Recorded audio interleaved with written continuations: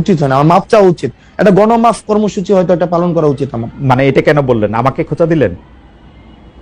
না, খুঁজে দেয় না, আমি গণমাফ কর্মসূচি আমি বুঝি না, আমার হঠাৎ করে রিয়েলাইজ হয়েছে, কারণ সবাই সারা দেশের সবাই এখন সারা দেশের সবাই যদি এখন সারা দেশের সবাই যদি কার্পেট উঠানো শুরু করে তাহলে তো আসলে আমার তো তাই, আপনি তো সেই আহ্বানই জানাইতেছেন আমার কাছে মনে হলো। আপনি তো নেতা, আপনি যেটা করবেন মানুষ তো তাই করবে।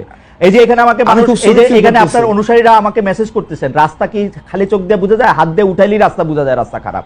This is the way. আপনি this is the way you are, আপনারা পথ দেখাইতেছেন, এটা হচ্ছে আমাদের আলোর পথ। খালেদ মহিউদ্দিন ভাই, আপনাকে আমরা ভালোবাসি, তবে আপনার কাছে একটা প্রশ্ন রেখে গেলাম।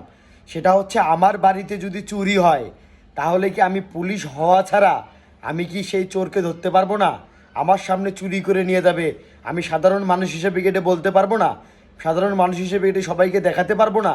আসলে ভাই, কথাবার্তা বলেন খুবই ভালো লাগে, কিন্তু মাঝে মাঝে এমন কথা বলিয়েন না যে মানুষগুলোর ভালোবাসা থেকে ছিন্ন হয়ে যান।